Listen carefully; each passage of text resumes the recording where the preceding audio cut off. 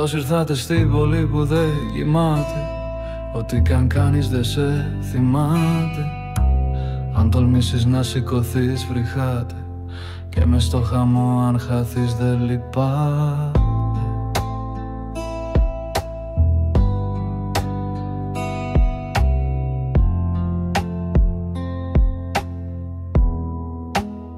Νυχτοπούλια αυτής της πόλης, από βράσματα μισής και όλης, ποικιλίες να φτιάχτεις εφόλης, 20 δεκάλεπτο μιας πόρνης.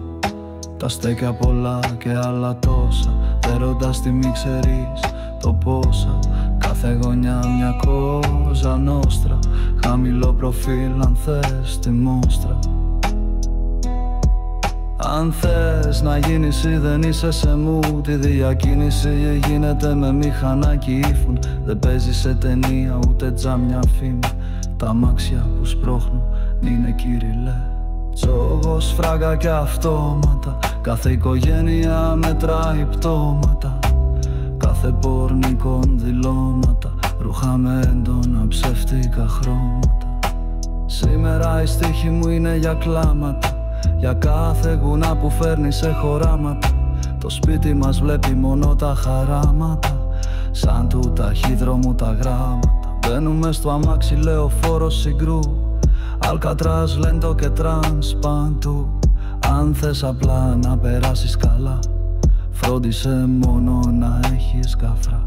Τα όνειρα του κόσμου έγιναν γραμμές, μία αιμονή και ψεύτικες στιγμές. Ξέρω το ελέγχεις, το κόβεις όποτε θες. Κάθε βράδυ όμως βλέπω μάτια με ενοχές.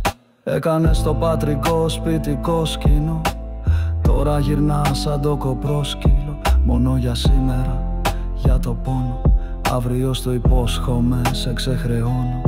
Και κάπως έτσι περνάει ο χρόνος, κόσμος γύρω μα, νιώθω μόνος. Ξημέρωσε πλέον, άντε πάμε για ύπνο, κι αν χαθώ κανείς δεν θα καταλάβει ότι λείπω.